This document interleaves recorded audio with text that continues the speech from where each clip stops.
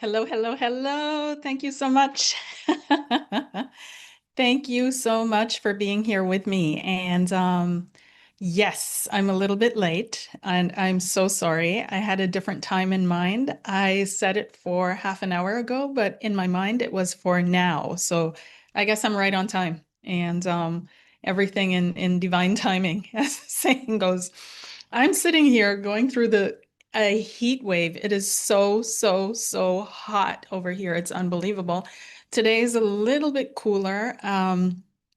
For those of you that are new to the channel, welcome. Please like, subscribe, share, so on and so forth. Helps a lot.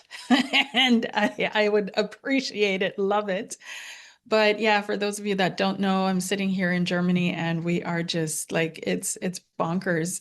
The heat is, I'd say, worse than Mexico. It's not even like it's hotter than Mexico.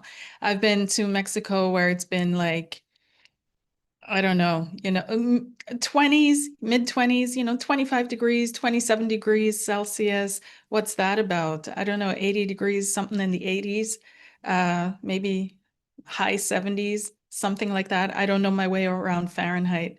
And but other days, of course, it was 30s, right? But usually around 32 degrees, 33 degrees, like in Playa del Carmen. And last year, no, 2 years ago, it was super hot. And I'm pretty sure the years following were also hot, but during the hot season in May, June.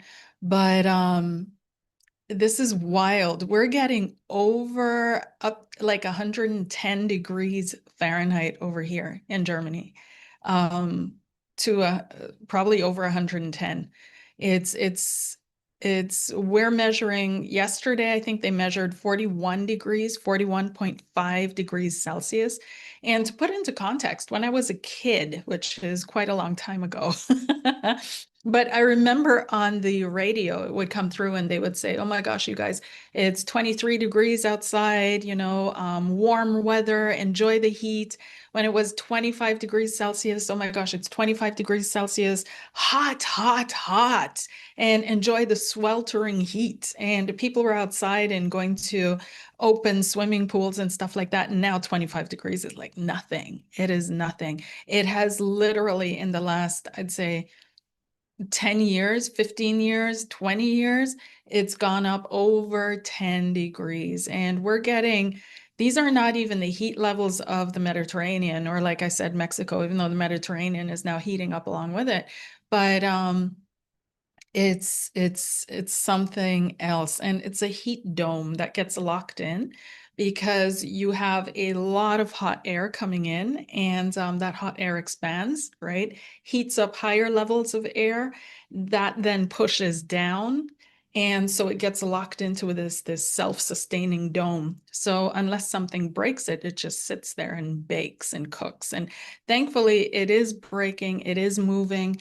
It's moving east now, but the problem still is that we are definitely in climate change, definitely in something that is not natural the way we define natural. And I've been looking it up because this is bizarre. It is a really weird thing. And the thing is too that when you have a heat in a climate where it's not sustainable, right? It's not, people over here, like our houses aren't even built. We don't even have air conditioning. Like the houses aren't built like that. And people were suspicious of air conditioning for the longest time. Like that's one of the biggest jokes here is like the drafts, opening the window to air out the apartments and the houses and stuff like that. And people will say, close the window, you're going to catch a cold because of the draft. Of course, we don't catch colds because of drafts, right? But it's this thing. So when it comes to air conditioning, like even in the grocery stores, because all grocery stores have air conditioning, right? So you walk in and you can hear the elderly complaining. They're like complaining, turn off the air conditioning. Why is it so high? I just want to get my groceries. I come in from outside and then I'm slammed into this cold and I can feel it in my bones and I'm gonna die. You need to turn down the AC, and you can see the workers just walking away, just ignoring it. But I think things are going to change. I think that, and the houses are built to trap heat, to trap heat. I opened up the cupboards in my kitchen yesterday and the heat just like, and this morning too, like the plates were hot. So it's a different kind of heat than in the southern climes, where not only do you expect that kind of heat, so everything's kind of different, but it literally feels different. It this year feels oppressive. It feels like I can't get away. It feels no matter what I do. And if you stay with it long enough, you start getting anxiety. You start getting that right? I can't breathe. So, but of course, things pass. And I think today is the last day, but they're saying that there might be another heat wave in July, which would be even worse because, of course, July and August are the hotter months of the year, although that's being pushed further and further back into the year as we're speaking as well. So it's September that's still hot now, October that's still hot now, right? So it's definitely weird. So for people to say that there is no climate change, that's not quite right. Now, the reasoning of climate change, that's still being debated, of course, but apparently all reasons are valid, right? And they're focusing on the one, what can we do about, which one of these reasons can we do anything about, and which is the highest contributing factor? And apparently the consensus is humanity. Human actions contribute the most. So yes, we're at the end of an ice age. Yes, we're solar cycles, but there have been heavier solar bursts. And there's this one astrologer that I've been following forever, for a very, very, very long time. Theodore White. I want you guys to look him up. And we're not friends or anything, I follow him on Facebook, but he is an incredible mundane astrologer, follows politics, and he's been forecasting for years what is about to happen, what's about to come about. And one of the things that he always said is we're actually, right, the earth is going into a cool down. So what he's been forecasting is that first everything's going to heat up massively and we're going to think, oh my gosh, climate change, but it's only a very short blink of an eye, and then it's going to completely collapse and the earth is going to go into an ice age, right? So the beginnings of an ice age. And that's literally what these scientists are saying, apparently, that the earth, if it weren't for humanity and what humanity contributes to global warming, we would be moving into an ice age in spite of heightened solar activity, that the solar activity doesn't really influence the earth. So in that sense. And so that's really, really interesting. Regardless, and I've been saying that for quite some time, regardless of if this is all true or not, and I don't think we have time anymore. I don't think, like I said, there's this other person I follow, and she's been saying we only have 14 years and all the scientists know about it, and they're just not telling anybody because what's there to say, right? So regardless of if it's our fault or not, we can't live or continue to live with other beings in this environment and continue to do what we do, like the pollution, the plastic in the oceans. And apparently everything now has plastic particles in it, like our entire water, we're never getting that out. Our bodies, we have bits of plastic floating in our bloodstream that goes up into our brains, that is in our organs, super tiny microscopic amounts. It's everywhere. It's throughout all the oceans. So all the fish that we eat, everything has these little particles of plastic in them. It's insane. It's absolutely. And humanity continues, because what are we supposed to do? What can we do? You guys, let me know in the chat box what you think we can do. And when is it time to say enough is enough, right? So again, I have to be careful because I'm not going to be inciting here. I don't want to incite. That's not my intention whatsoever. But there's clearly a stop to our civilization, the way we've been conducting ourselves. And clearly, and that's what I want to stay focused on, is my lane, which is spirituality. And clearly, a big chunk of it has to do with who we think we are, who we see ourselves as,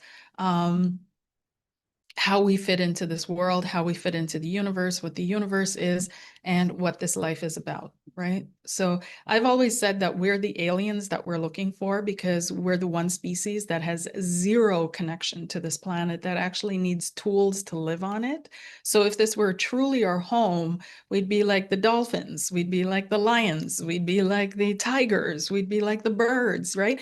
We keep thinking that it's because of our heightened intelligence, and this soft body that we have, that we can't survive out in nature in the wild. But it's not just that. I honestly, I believe that yes, we are experiments. We've been experimented on. We are an experiment. We have been placed here. We are not natural to this planet because we have zero genuine interest in it beyond exploitation. And we have a deep fear of it as well. We have a deep fear of nature, and it's primal, right? Because we understand that nature can kill us. So do all the plants and all the other animals, but they still do what they do. And we say it has to do with intelligence, but in the meantime, we've understood that dolphins are intelligent, whales are intelligent, right? And they don't need the tools that we have to create in order to just survive this place, right? So that's something that I've been playing with for a while. Might be a Substack. But something's got to give now, because this is just going to get worse. And we all know it. We're sitting here in Europe. We all know that this is not the end. We know this is the beginning. We know this is going to get worse. And it's not fun anymore. It's really not fun. It's life endangering. The warnings have gone out. Macron, the French president, was quite upset because people were still jogging, and he's like, "You guys are not understanding the situation, right?" It's like 40 degrees out there. It doesn't matter how old you are. If you're 23, 24, like all that has gone by the wayside now, So there's no guaranteed life expectation or survival in that sense during times like this, just due to age and fitness level, right? So it's interesting. And so yeah, over, I think it was 40 people died. I have to check again, in France, of which many were young people. And just the body shock of I have to look it up. I don't want to say anything wrong, how they passed, but something to do with jumping into cold water, trying to cool off in the heat. And so, yeah, of course, there are always going to be some people that are saying this is not true, it's all lies and blah, blah, blah. But I'm here, I'm sweating, I'm real. It's hot. It's unnaturally hot. And I can imagine that somebody who's elderly, who is, not in their prime anymore, that this can be quite something scary to experience. Yeah. Um, South Carolina is so hot. Yeah. Yeah. The wild weather caused by man, I think it's a whole combination of it. But to also be ruthlessly honest, what I've been receiving and what I've been picking up is and I have to be so careful because these are all, I'm the grounded psychic. I think that's what I'm the grounded psychic. I don't like, okay, I'm going to be very clear that this was a download, right? So this is not necessarily something that might have been something I experienced in a different life in a different dimension, and now my consciousness is bringing it forward again, right? So I'm not saying this is absolutely true, but there was something about terraforming, that we're not the only ones on this planet, and we're not the only ones here. And that's why some of the governments are quite reluctant to make any changes or do anything, because they already know that it's not on us. They already know that there's nothing we can do because it's not us. right? So instead of just saying, like, oh, terraforming is happening, something's going on coming from somewhere else and something else, or this is a cycle that we've been, because we have been overdue for cycles, right? So there are certain cycles that the Earth just goes through, polar shifts, for example, right? Although that is magnetic, so that doesn't necessarily affect us in a way that is life-threatening. It just, the water starts swirling in a different direction, whatever. But it's more than that, right? So yeah, and we're overdue for another asteroid hit. We're overdue for something catastrophic, in our understanding, catastrophic to happen, when you look at the Earth cycles and when these things consistently happen. So it's like something is shielding us from that, but at the same time, is it, or are we just lucking out, right? Right. So, but one of the downloads or the impressions that I got was a form of terraforming, and that the Earth's natural temperature is much, much hotter than the sliver of time that we as humanity came into being and have been existing here for. So when you're looking at Mercury burnt to a crisp, Venus burnt to a crisp, the moon, there's nothing on it. Well, there is, but you know what I mean. And then Earth, right? This lush garden. And yes, it might be that there are different dimensions, right? Just like Rudolf Steiner said, there are these beings that live in between, they emerge out of the space in between Venus and the moon. We look up there and we see nothing, it's just space, right? But Rudolf Steiner says that's where these beings or these entities emerge from that we call Venusians, right? So who knows? Who knows? Who knows? Who knows what the Earth truly is usually like? And maybe this is part of something else. So that's what and I tend to, for me personally, I trust that, but that's not something that I want to put out there as total fact and like, do a whole video on it that, oh my gosh, we're being terraformed, and like, okay, one step at a time here.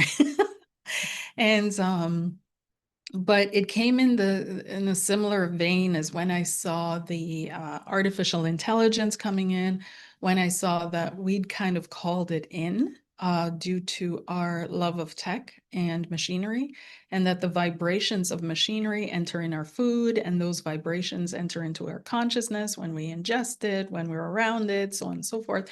And of course, it generates ideas, concepts, it generates consciousness, right? So that combination of us and these frequencies generates a certain type of consciousness, which then does its own generation, and it continues all the way down the line. So if we want to change that, we'd have to literally ditch our entire tech, like all of it, and start over, all of it, because the frequencies that everything emits, from the lamp to the house I'm in, the house you're in, to this microphone, laptop, fan that I have here, everything would have to go, but especially our food production and chain. And that's nigh impossible. So we have to find a different way to harness these energies, recognize these energies, manage these energies, and transcend these energies. And I think that's what most spiritual traditions have been about, which brings me full circle to the topic. The only way forward is through. There is no going back. There is no avoiding anything of what is to come. This is why we came here. This is the purpose and the reasons of our life here. And being conscious, being aware, bringing awareness to consciousness, transforming consciousness. The mission. Let me check the chat. Yes, terraforming. So there's that. There's absolutely that. And but I also feel that like I said, that's one of the reasons why these certain countries are just completely uninterested. And when you're at changing anything, of course, it's difficult to change our system, but it's not that difficult. Anything is doable, anything. They did it in 2020 overnight, worldwide. Anything is doable. right? So when you're looking specifically at which countries are saying, meh, meh, not that important. And then you question, who are these countries dealing with, right? Who are these countries connected to?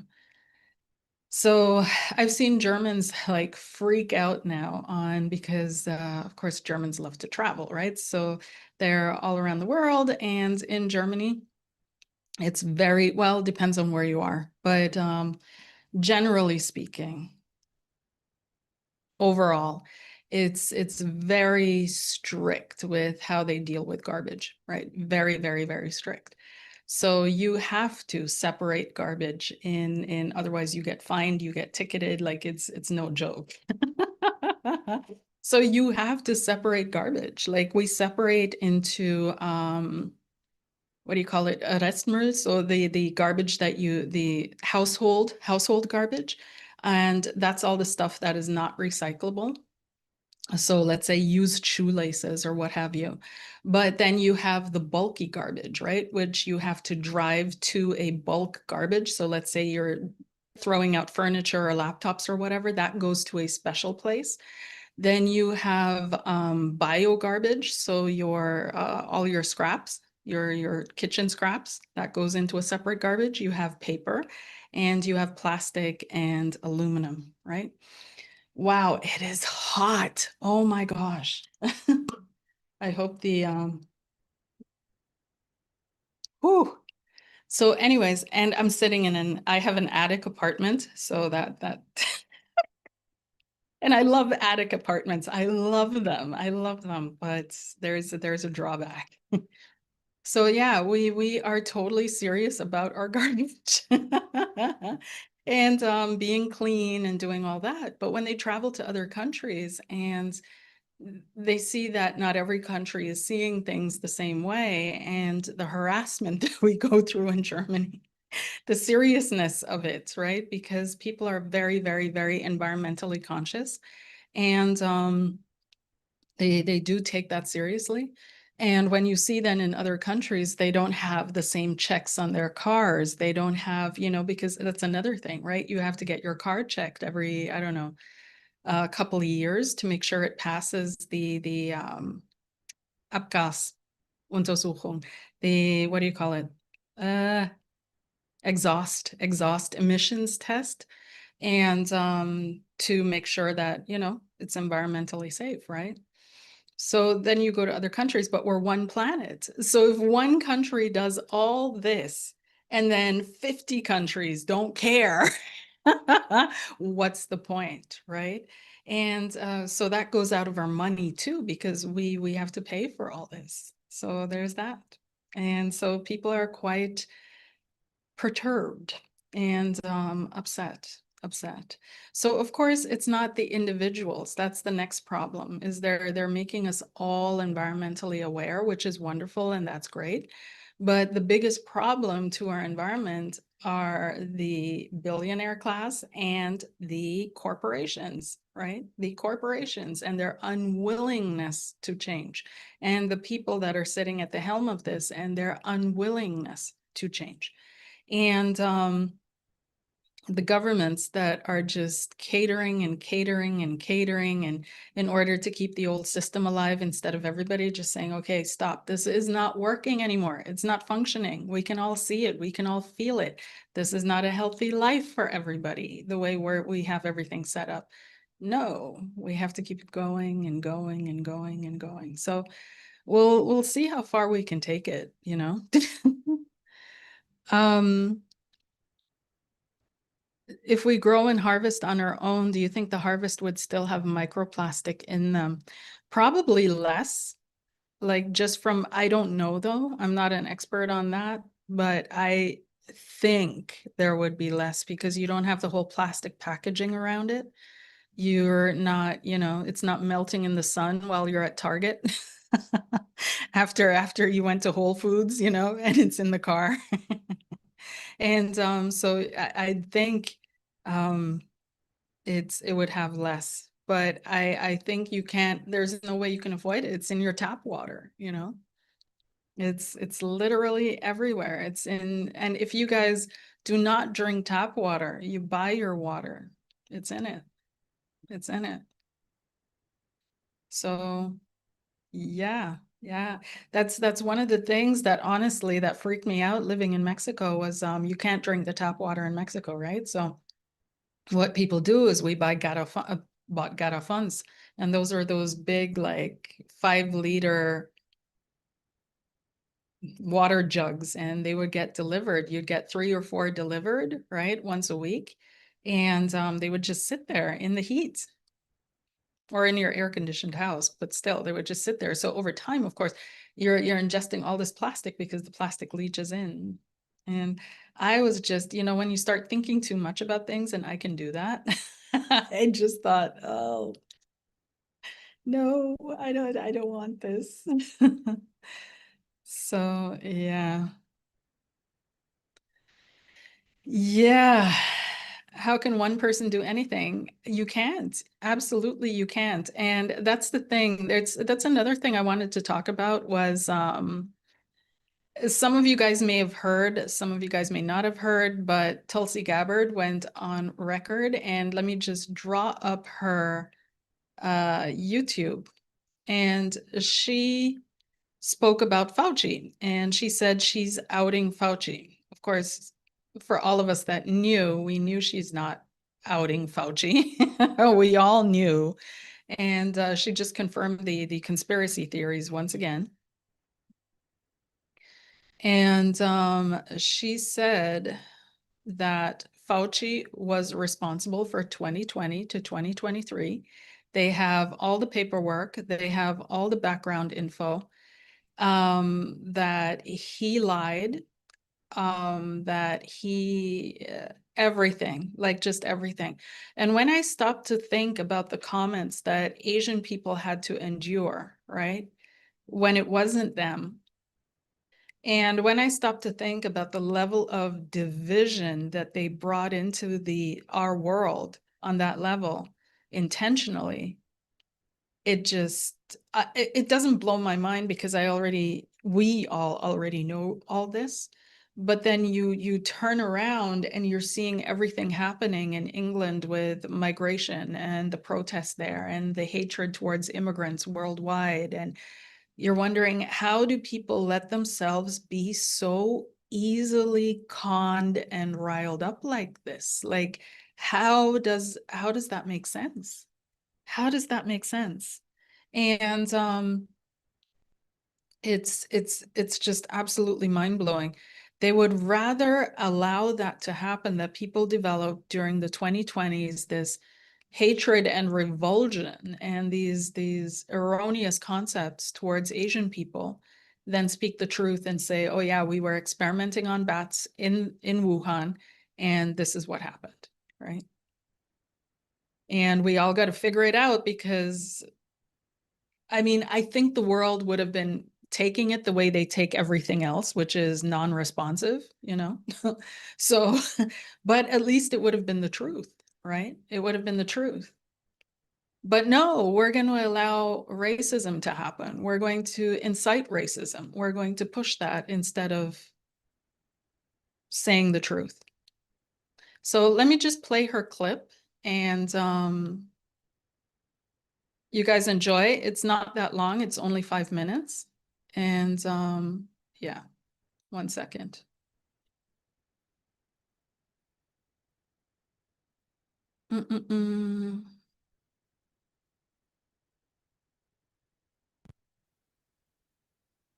Before the COVID pandemic, Dr. Fauci, as head of the National Institute of Allergy and Infectious Diseases, provided millions in U.S. taxpayer dollars to fund dangerous gain-of-function research on bat coronaviruses at the Wuhan Institute of Virology, work which is now widely viewed as the source of the unintentional lab leak that sparked the pandemic.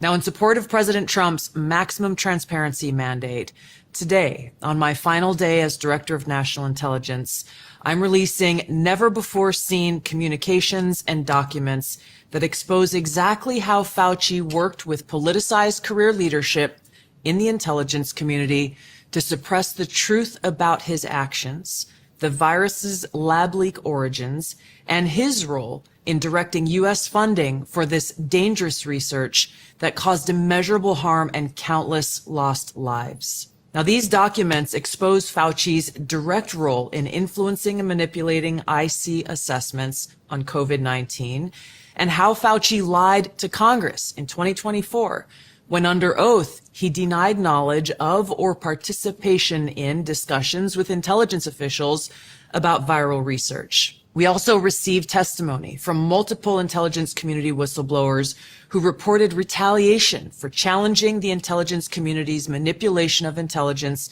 on the virus's origins, once again revealing a clear pattern of suppressing dissent, silencing critics, and burying the truth. Dr. Fauci's close relationships with the intelligence community enabled him to assume three key roles that shield him from scrutiny.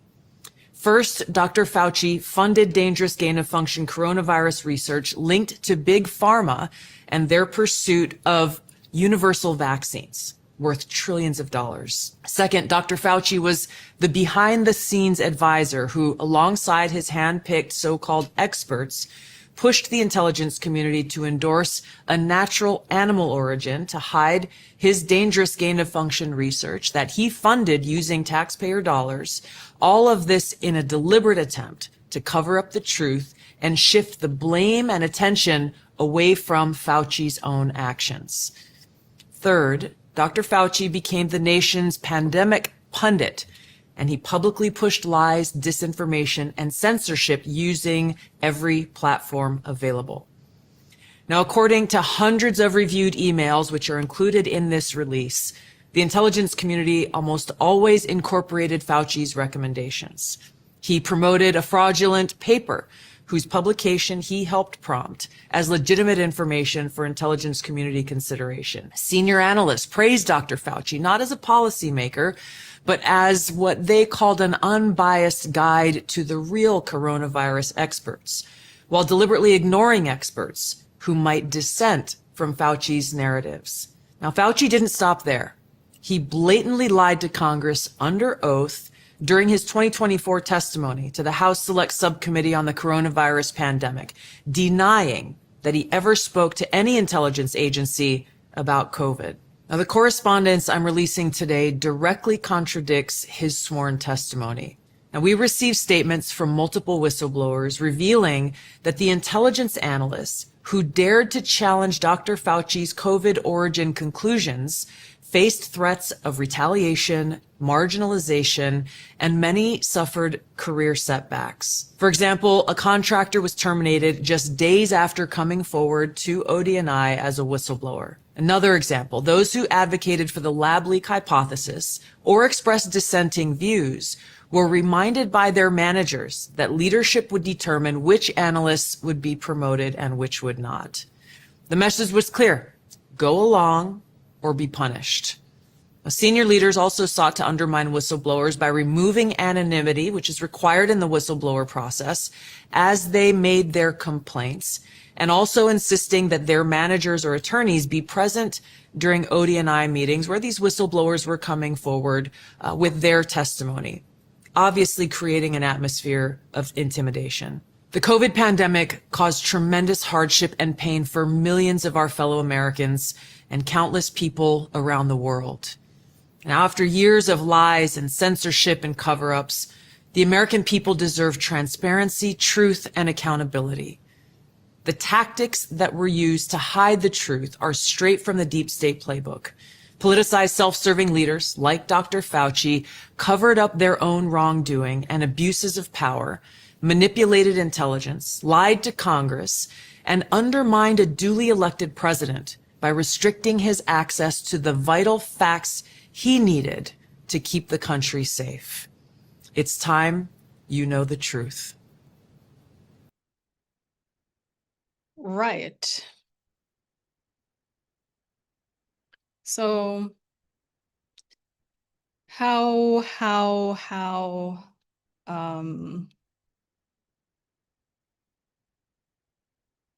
strange, right? Strange. She also talks on her channel about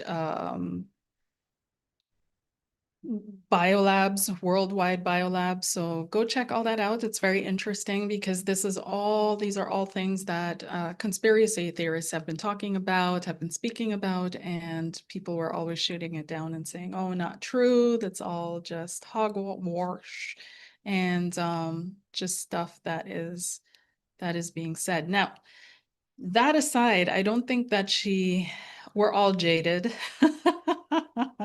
And we know there are layers and layers and layers and layers and layers. So I don't think she just put it out there to be accountable and to be transparent and there's definitely some other agenda or program running once again.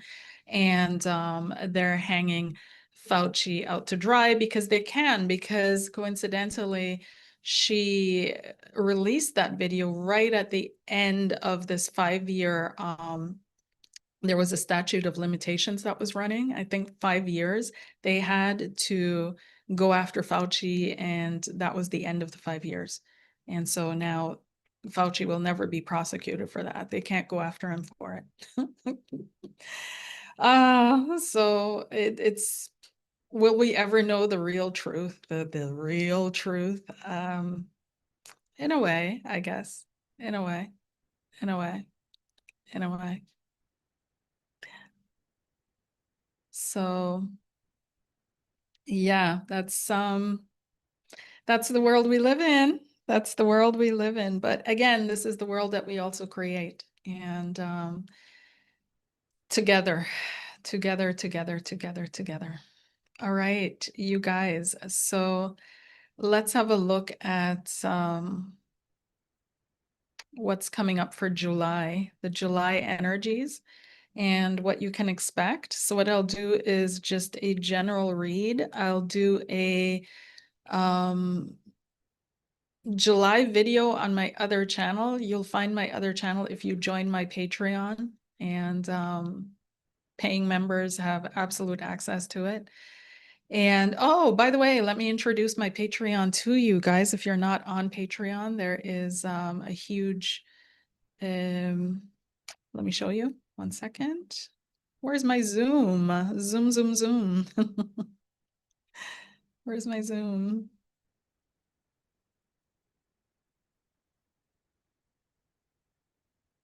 So 1 second, because you're going to see it from my end. So let me log out first and find my page.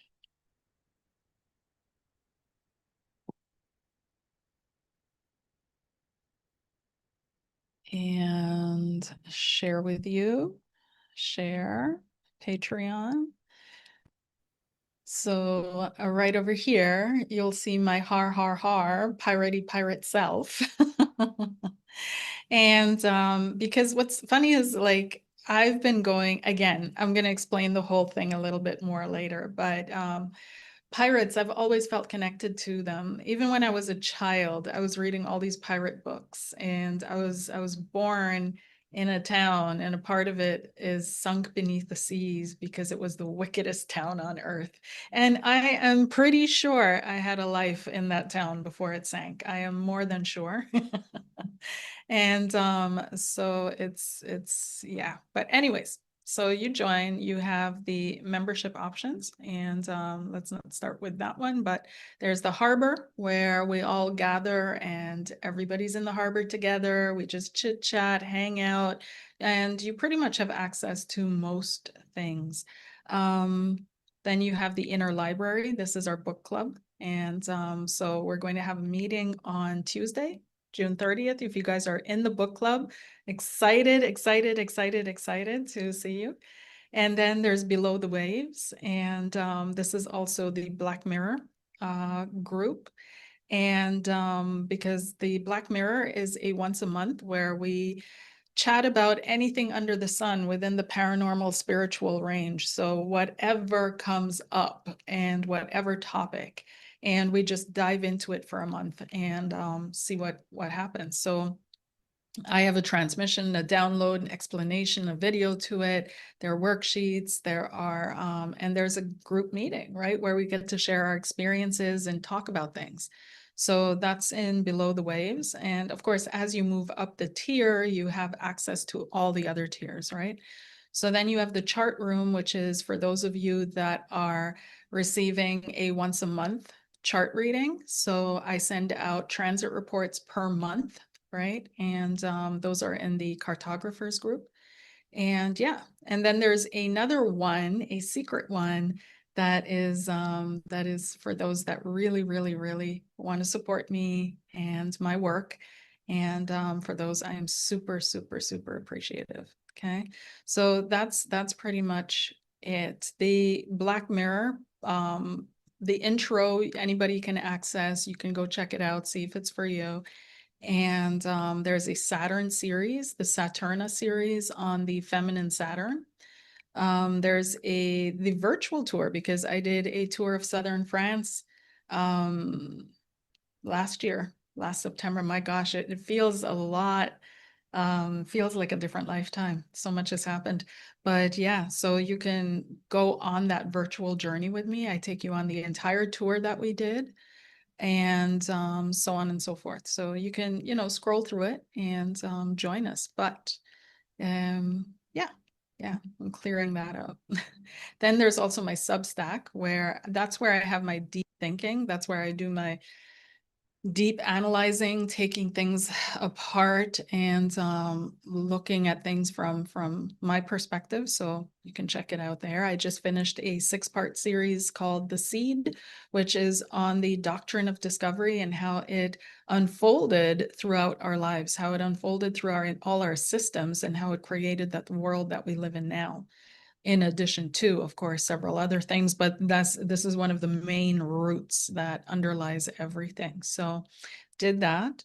And then on Monday is the full moon in Sagittarius. In Vedic, it's in Sagittarius. So there will be a moon meeting, right? It's a full moon gathering. Join us because we're going to be looking at your moon and your chart and what it's doing there and how you can best work with it because the moon represents your mind, your actual reactive mind. And you always think that you have control over your mind, but for most people, it's the other way around, right? So how can we get to know our minds better and how can we work with it? And the chart can be a fantastic help and pointing the way, pointing out habits, pointing out reasons, pointing out deeper underlying things that we may not have been fully aware of. So join us.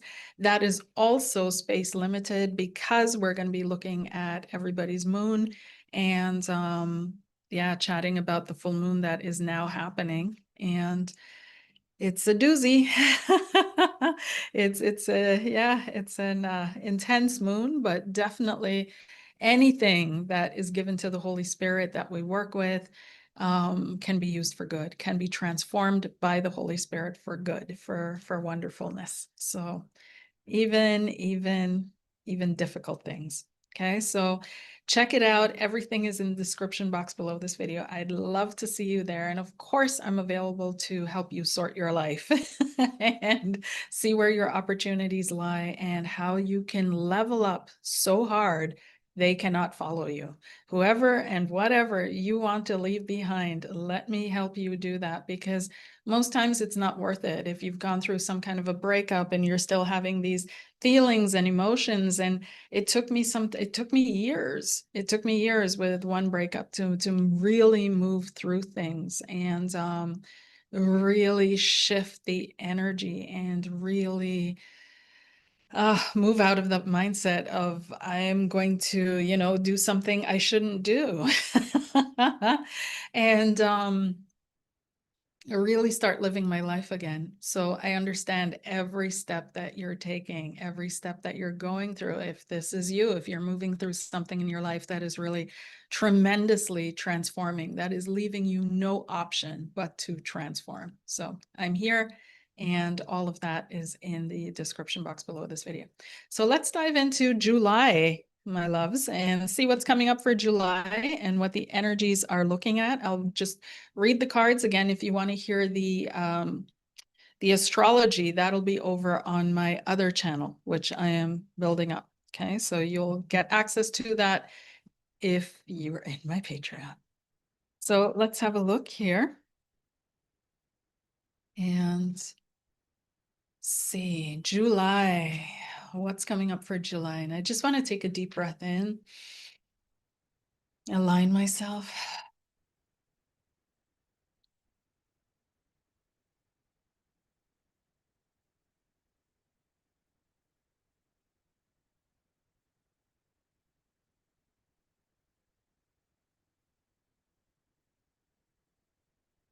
Mother Goddess, allow me to hear, see, and speak the truth.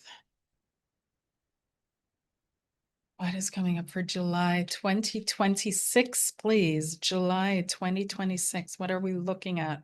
What can we expect? There's some kind of a winning that is happening. Something again to do with the church or a belief system, a belief set. Why do I say that? Because we've got the Hierophant, we've got the Six of Wands, and we've got the Three of Pentacles. So some kind of a working, something spiritual, something higher, but also something structured, the Hierophant, and some kind of a win. I feel like maybe in July we're going to hear something about the Pope again, some kind of something that he's saying or articulating, speaking out in the open, something connected with the Pope. Something to do with a message of peace, a message of victory, a message of hope. Let's see what else is coming up in July. We've got the Eight of Pentacles, hardworking, lots of work. We've got the Seven of Wands, endurance, enduring. And we've got the Fool, new beginnings, fresh starts. And throwing ourselves into the wind. For the collective, please give me the information I need to know. I'm being told pull two more and one more.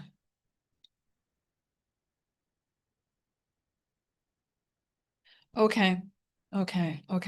So the world underneath it all, I feel like the world is moving into a new finding of faith and belief, because underneath it all, this is the card underneath an inverted pyramid. So I have three cards at the top, two in the middle, one at the very bottom. This is at the very bottom, is the collective is in fear and anxiety. It is actually quite worried about everything, quite worried about where everything is headed, what's going on, so on and so forth. We've got the Nine of Swords there. There's a lack of vision, lack of everything has narrowed into a very narrow possibility, a narrow window. The next two cards on the top of that fear, they've a new structure or balance is coming through slowly or stuck or not at all. Okay. So right now there's one person who's being marketed, who's being sold as being kind of like the savior quality. If we all do what he does, then everything would be okay. And that is Mayor Mamdani of New York, right? So he's the one who is like, I'm a socialist. And so people are starting to recognize and think, wait a minute, capitalism, it only works for those that are on the top of the pyramid. It's a massive snowball scheme. And these guys got in there first or got in through somehow, you know, luck. Let's just lump it all under luck, all the reasons why they got in. And people are realizing that the system of capitalism, it doesn't work, right? And for the longest time, people kept it going because they were being fed the dream that if I work hard enough, if I work long enough, if I find the right idea, then I can become one of you guys. Because oh my gosh, like everybody started from a garage. Isn't that the oddest thing, right? When we hear the stories about Jobs or about Gates, about Bezos, about all of them started in a garage. Like that's the classic, I think now CIA story. I think that's a CIA hallmark, is that they started in the garage. Okay, that's just me. Again, I'm telling you guys, I'm the grounded psychic, right? And so it's just my opinion. But I feel like no, because look around you. Do you see anybody doing anything in a garage at home, right? Like, no.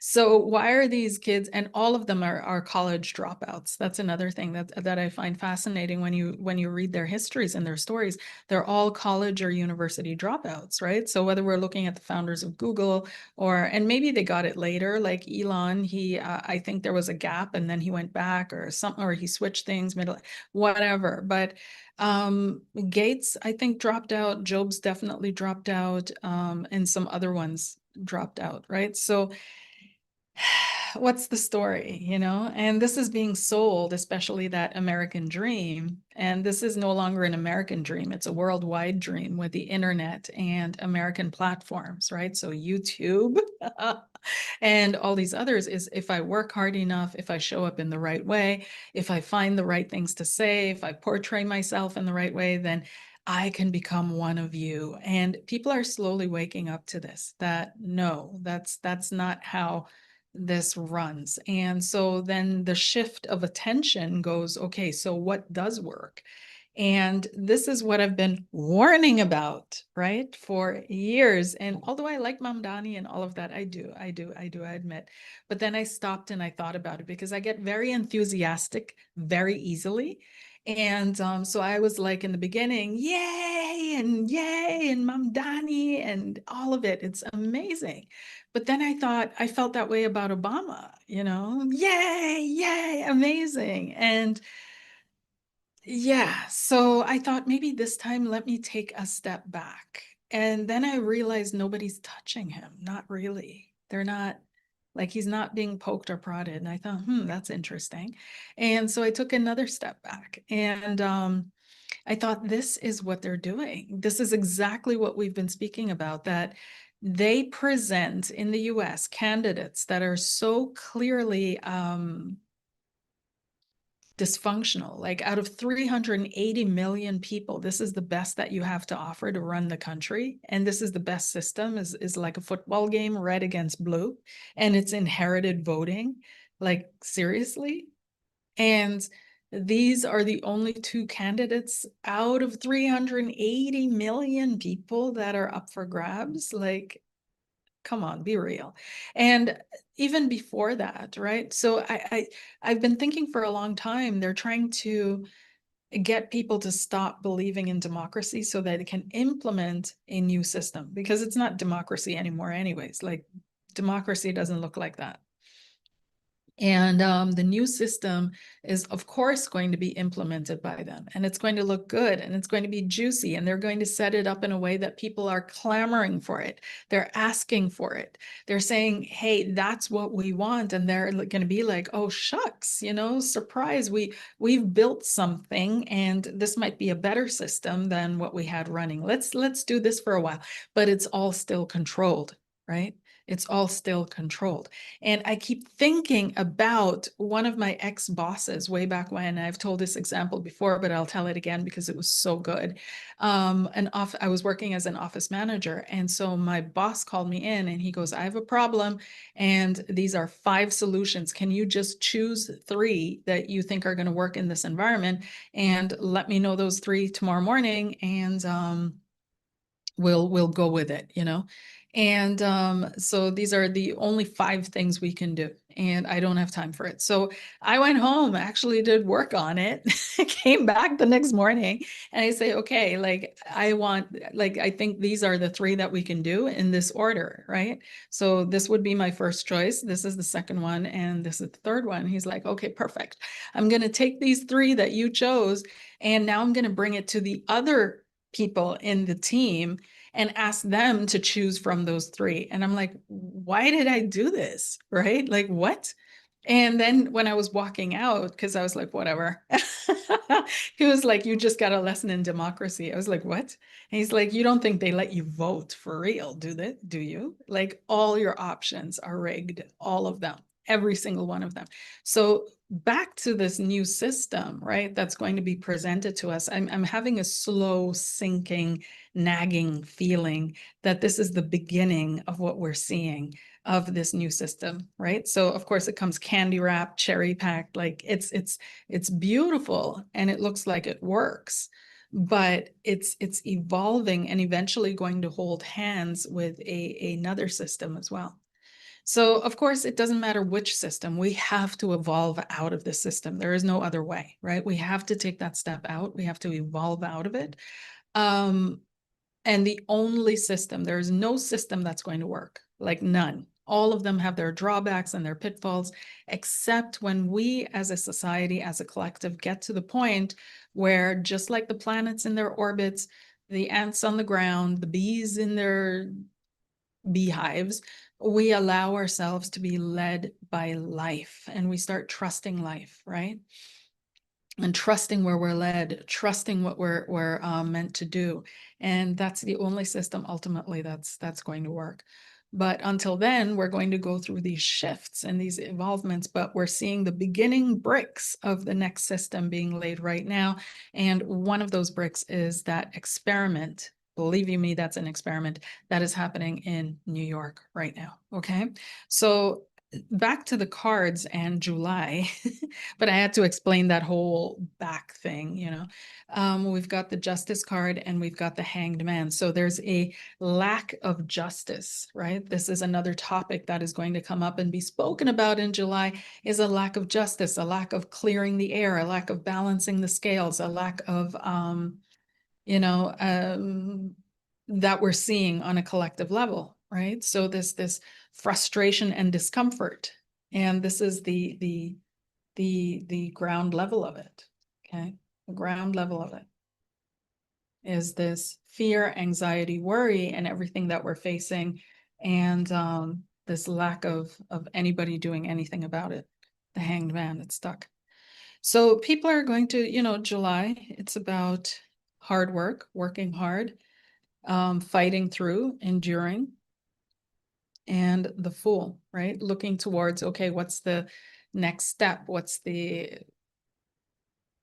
How can we start over? How can we do something new? And it feels like this is also an era where people are going to let go of a lot of things. How should I put this? They're going to, because when the Fool steps out and all of a sudden I felt free, you know, like I just felt, I had this feeling. When the Fool steps out, he leaves everything behind. There's only a little bit that he takes with him, this little bag, like his pure instinct, which is the dog, right? And a little bit of his memories. And the flower is his innocence, right? And he's walking this is his mind, his feet, because they're yellow, and yellow represents a clear mind, the emotional glacialness, right? So not being too emotional about going out, just being out there. So there's this lack of attachment to the past. How should I put this even? Effort, interest, you know, like, because the Fool is also this hobo energy. And I feel like the collective is, that sounds terrible. But I can't say it on other way. It's like the collective is stepping into this, oh my gosh, that sounds horrible. But the collective stepping into this hobo energy where it all doesn't matter, you know, it all doesn't matter. We're not affected or triggered by anything. Aliens can land on the White House lawn and people would be like, okay, honey, are we cooking burgers tonight? Like, you know, complete unaffected and just enduring, because the battle to survive, to live, has it's gone up. And I wouldn't even say that it's gone up financially, it's gone up energetically. Like the energetic investment to live has gone up. Okay, let me check the chat here. So if you guys drop your comments in the chat, let me know what you think and feel about what's coming up here. But July, it really feels like there's something around the church or some kind of a faith-based organization, something around a faith basis in faith, the investment, life investment, and how people feel about that. And becoming more aware of the systems that we're in and what the next step of the programming is. Yeah. Now, another thing is if you guys go to the White House profile on TikTok, whoever is, I think somebody said that Barron is running it, right? And on the White House profile, and they're showing stuff on quantum theory, quantum leap, quantum mechanics, quantum field, but it's all very spiritualized. So go check it out. It's quite interesting that they would post that, right? Go check it out.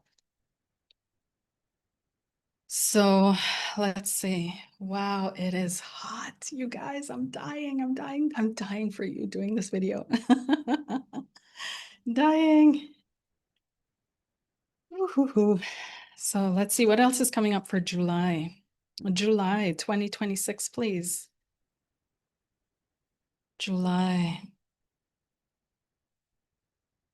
Mm-mm-mm-mm. We've got the star. Some of you may be leaving your work, okay? There's some things, there's a new opportunity for some of you popping up, coming up, and leaving your work and ending to a hope around your work, because we've got the star, we've got the death card, we've got transformation, we've got the Three of Pentacles, okay? So it feels like July is a month where some people are going to get really serious about moving on from their work, transitioning out of their work, next level, next step. But they're not willing to necessarily start from scratch, right? So there's this Page of Pentacles, which is starting from scratch, relearning, but the Four of Cups is negating that, is pushing that away. So some of you may have an opportunity to return to school, get certified in something. You may be playing with that idea, thinking about that idea, um, wondering if there may be an opportunity that comes up for you for part-time work, small work, a different work where you're starting from the beginning again, but you won't be taking it. But you will be moving on. You will be moving on in a different way, different shape, different form, and transferring your skills and your knowledge that you've learned in previous things to something else. Okay. And I also feel recognition. It's like it's almost like this recognition comes after you've given up hope. So here we have the death card and the star card, right? So the star card came first, death came after, the giving up of hope, the transformation of hope. And then comes recognition, the Three of Pentacles. Then you're being recognized, you're being seen, you're being acknowledged. So it's almost, be very careful, whatever you guys do in July, not to do it just to gain something, not to gain validation or recognition. You will be successful. It's a month of success. It's a month of joy, of celebration. Those of you that are having a birthday in July, well, over here, we say it's bad luck, right? To wish somebody a happy birthday before their happy birthday. So I won't, but yeah, it might be a great, fantastic month for you of celebrating. Yeah, there may be a focus on celebration for some of you. Some of you are celebrating something with your family, loved ones, and already making plans for that. Okay, what else can we say about July, please? There's more weather issues coming up in July, so more weather. Could be earthquakes, or the aftermath of the earthquakes. That could be. Yeah, and more lack of knowing what to do, the Eight of Swords. Okay, so there's something there. Okay, let me check the chat with you guys. Yeah, don't hesitate. If you would like me to answer a personal question, don't hesitate to follow the link. It's in the chat. It's all the way at the top of the chat. And there's a link there. You can head on over there and ask your personal question.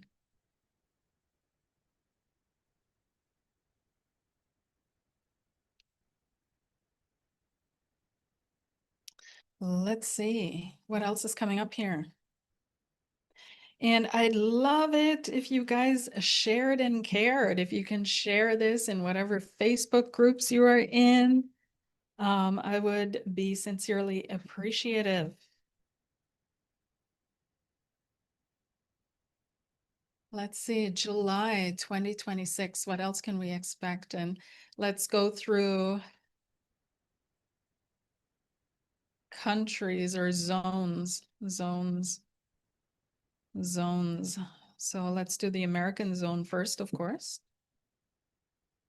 What's coming up? In the US, what might be the topics that are of note? The US feels kind of stuck in July. We've got the Three of Pentacles and the Hanged Man. So the Three of Pentacles, the Hanged Man, there's some kind of a stuckness or stuck work, not work. Then we have the, Eight of Swords and the Ten of Swords.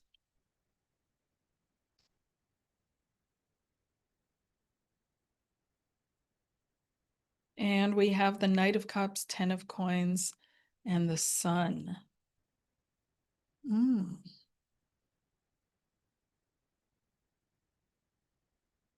Let me just feel into this for a second because it's quite interesting.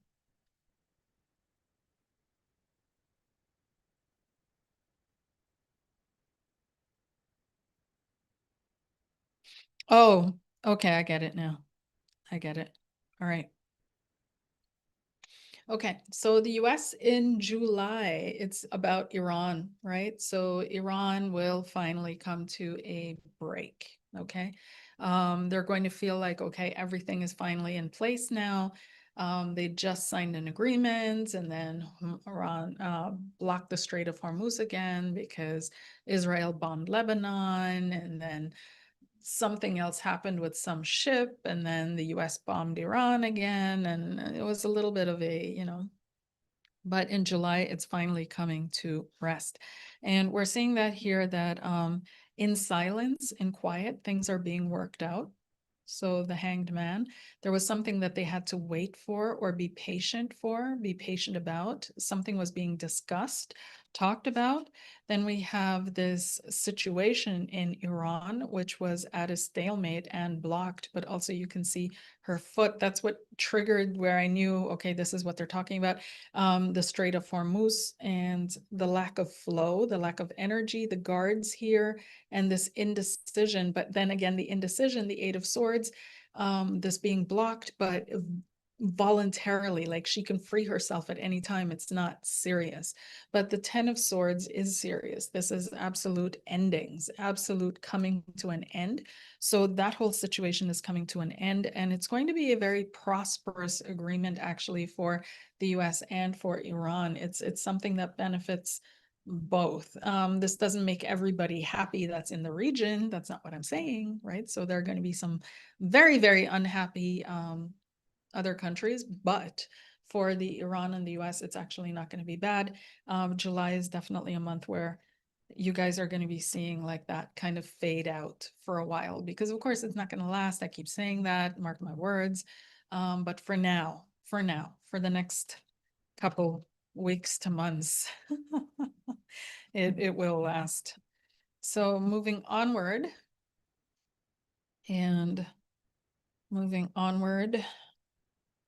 what's going on with the Eurozone and the heat wave?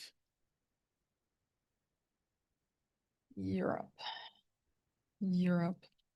got a lot to decide, and Europe is very divided. So it's interesting. They're very, very, very divided. And Germany has a lot of clout. So they're the heavyweights. So they kind of, whatever Big Brother Germany says, that's pretty much the direction that it pulls the whole cart in. But there are a lot of different agendas and stuff happening at the table. This is not a unified group. We've also got the Knight of Cups, a lot of lying. Knight of Cups is the liar in the deck. And Page of Cups, not so much. Page of Cups is very innocent and young and fresh and open and doesn't even know how to lie. Like doesn't that's the baby energy, you know? But Knight of Cups is a little bit more, I'll tell you what you want to hear, right? Then we have at the bottom here, we have justice and law and regulations and rule. We've got the earth, the climate, and rejection, something being rejected around climate, around the earth. Then in the top row, we've got the Four of Swords healing. We've got the Earth again, the Empress. This is definitely a topic, and the Eight of Swords, not knowing what to do. So we have these two topics, right? So not the two topics, the two cards, the Four of Swords and Eight of Swords, which is stagnation, stillness, non-movement. And we've got the Empress, which represents the earth. So it's a topic that is there and is present, but no movement is going to happen. Okay, so July, people are still going to be shocked at what we just experienced. This has been record breaking since they began recording temperatures. It has been record breaking. And so it's and not just by a margin, you know, 2 or 3 degrees, like literally it's 10, 15, 19 degrees sometimes over what's the norm. So let's move further east. Let's have a look.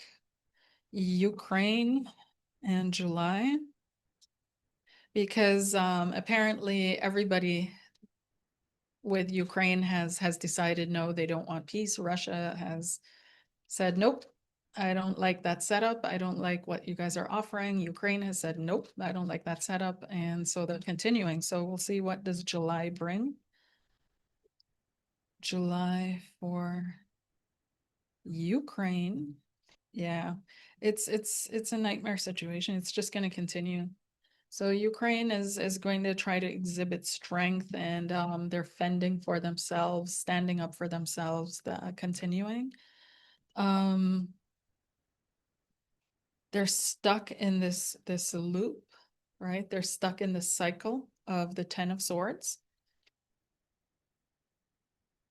And we've got the leader here who has enriched himself, Nine of Pentacles, quite clearly. There's an abandonment issue here. So either someone is abandoning something, okay? Someone is abandoning something. It's, how should I put this, even what I'm feeling or what I'm picking up? It's like he's keeping the hope alive, he's keeping the image alive, but he's actually abandoned the cause kind of thing and is looking for himself. Okay, this King of Wands and the Nine of Pentacles. Okay, he might also be looking for money. That's another thing. He might be asking for money again, asking for support again, promising wins, promising returns, selling off pieces of the land of Ukraine or rights to it in a certain way. But the Five of Coins can also indicate running out of funds. But I'm feeling like walking away from something, abandoning something is coming up. Okay. All right. Okay, so let's pull some cards for you now and see what's coming up for you. And I'll just do a three pile pick a card reading for July. You choose your card and we'll see what happens.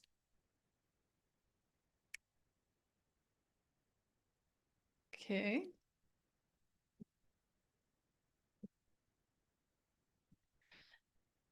The Admiral Bird Journey. Was that true? Hi, Eleanor. Yes, I feel that was true. I do feel that was true. I do feel that was true. Yeah. Yeah. Okay, so 3 piles, 1, 2, or 3, you decide now. Not when I show the cards. Now, what is your number? 1, 2, or 3? And what's coming up for you in July 2026?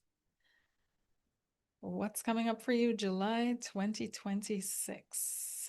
1, 2, or 3? So pile number 1, pile number 2, pile number 3. And before I start reading them, this is pile number 1, the High Priestess. This is pile number 2, the Two of Coins. And pile number 3, the devil. So now you choose with cards. 1 is the high priestess, 2 is the two of coins, and 3 is the devil. Okay. All right, let's begin.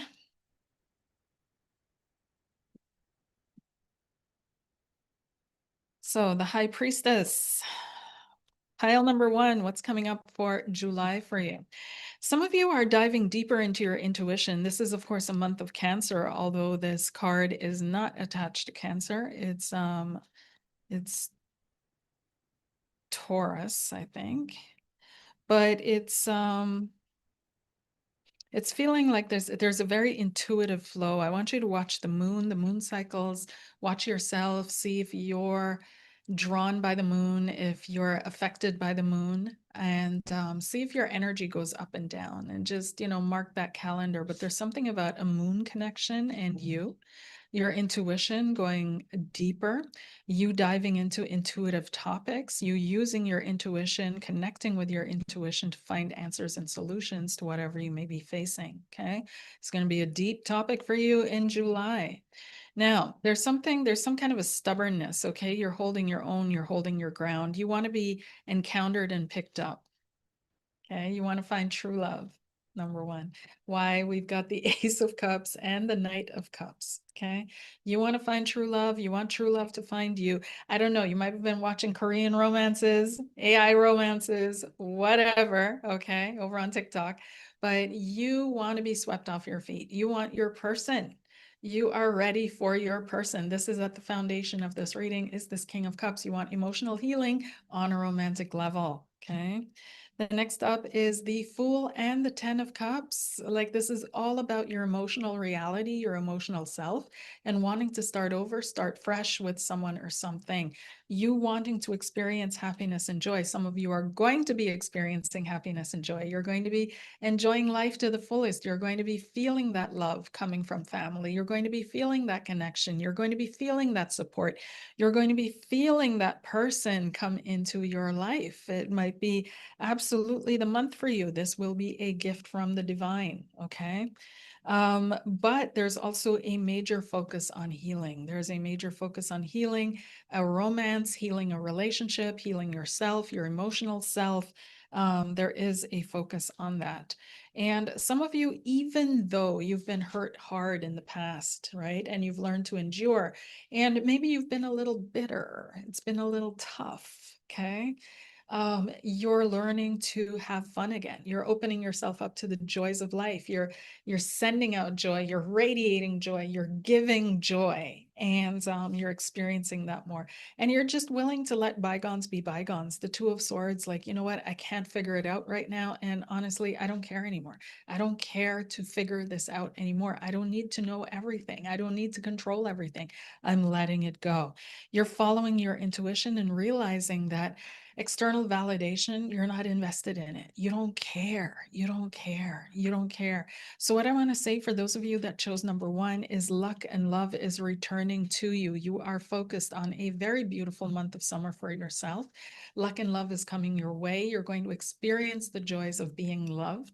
You are open for a new connection or a new beginning in an established connection where you experience joy, where you experience happiness and fun, and someone might make an offer to you. There is that coming in where there's a moment where an offer might be made, someone offering you a full cup of love, someone offering you a full cup of caring, okay? And you being willing to go on a new journey, to go on this fresh start with this person, okay? So it's feeling really, really, really good. Just endure and hang in there. And there's an emotional high in this month, and especially if you take pause and listen to your intuition before taking action, okay? Stand your ground. It's okay to stand your ground, but you can also do so in a kind way. Like it doesn't have to be a battle, it doesn't have to be a fight. You can just stand your ground and say, okay, this is it. There may be also some of you being protected or someone feeling protective over their loved ones, needing to protect a situation. Okay, that's what's coming up for July for you. All right. Then let's have a look at pile number 2 for July. And that's funny. In English, please. I speak English. That's so cute. Let's see. Pile number 2 and July, we've got the 2 of coins. So there's an indecision, but there's also juggling 2 separate events, 2 uncertainties. There's a certain uncertainty. And what's coming up? And we've got the Queen of Wands shining through here and the sun. Wow, you sexy thing. Yes. Yes. So there's something that you're definitely fighting for. Why would I say that? Because you also have the 5 of Swords. Okay. There's some kind of a battle coming up for your happiness, your wish fulfillment. Underneath it all is the Queen of Pentacles. A very practical month. There's a practicality coming up. What else do we have? We've got the 4 of Cups, rejection, Page of Swords, information, King of Wands, your person. Okay, so July may be a month for those of you that chose number 2, where you're thinking about should I do this over again? Should I, should we continue? Is this worth it? Am I invested in the right person, place, or thing? Right? What should I be doing here? This is a month where you really want to shine. You want to be seen. You want to radiate. You want fun, just fun and happiness. That's all you want, is to just be yourself and finding your person, because you have the King of Wands while you are the Queen of Wands. However, there's some kind of an information that came out or is coming out or that you're seeking, and it may lead to a pause. It may lead to a slight argument. It may lead to a little bit of division, leaving you in uncertainty. Okay. This may be some kind of a talk around travel, around moving, around a job, around location, lifestyle, wish fulfillment. Okay. So feeling sabotaged, feeling like nothing works for you, feeling like something is blocking your happiness. Okay.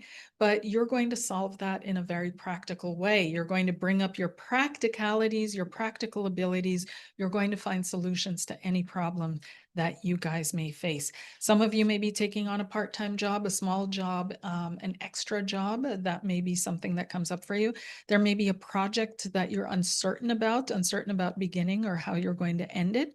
The thought about moving, right? So I don't see you moving in July, but the thought coming up, the discussions around it, possibly looking for new places, looking for new houses, that kind of thing. Okay. All right. And those of you that chose number 3, the devil is definitely money, materialism, feeling trapped in a situation. Okay. Being hooked. Like most often, the devil comes up when people are hooked on someone or something and can't let go. This is like this plutonic relationship, this trauma bond, it's love but not. Okay, so let's see what's coming up for you in July with this situation. What is this situation? July for pile number 3, please. Yeah, you're working hard on something, working hard on building, working hard on releasing. Yeah, starting a new beginning, starting fresh completely. Working hard on breaking free, walking away. The foundation of this is anger. Oof. Knight of Swords. Okay. Can also be fear. Anger, fear. Need I say more? Need I say more? This is the toxic relationship situation in July. It's just everything becomes very clear to you. And the devil is heavy because the devil is actually the reverse of, one second, either the Hierophant or the Lovers. I have to check again because either way, it's the reverse of the Hierophant. I think the Hierophant actually, or the Lovers. But Yeah, yeah. This is something that you thought was real, okay? And coming to a realization, a clarification, the end of what you thought it was is coming in July, okay? Yeah. And here we have you reflecting about things. Some of you guys have issues with father, right? So father issues, authority issues, you wondering and working things out, wondering why things didn't work, why they couldn't establish themselves, reflecting on things, looking back to things. And you wanting something real, okay? Why can't I find somebody who's real?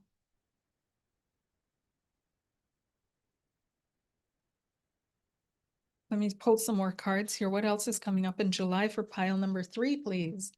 Pile number 3, what's going to happen in July? What are they focused on in July? Those that chose pile number 3.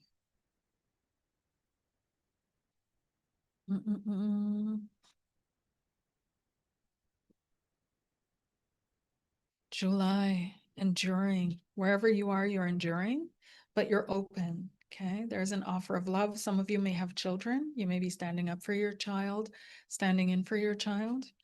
But you're open to love as well. We've got the blessings card in this deck. It's not a tarot card, it's an extra edition.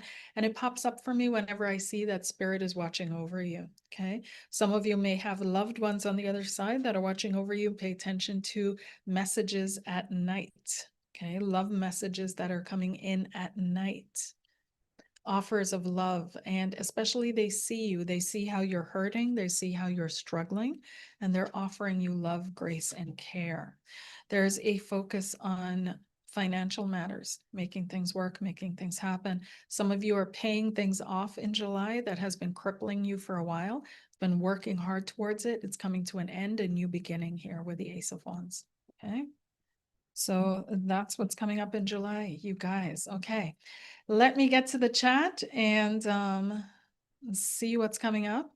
And whoever, if you would like a question answered, don't hesitate to click the link at the top of the chat and post your question in there, okay?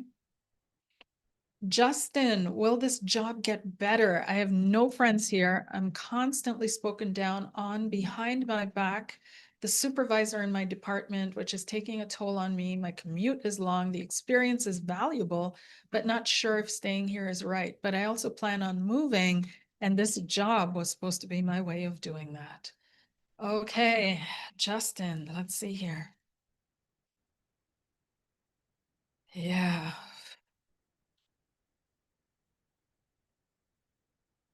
First off, I'm praying, Justin, that Mother Mary wraps you in her cloak of love and protection, that you are wrapped in the blue cloak of Mother Mary, that you are given the gift of intuition, discernment, and guidance of Mary Magdalene, and that this pours out over you now, and that you know that no matter where your feet carry you, that you are wrapped in a blue cloak of protection and guidance, no matter where you are.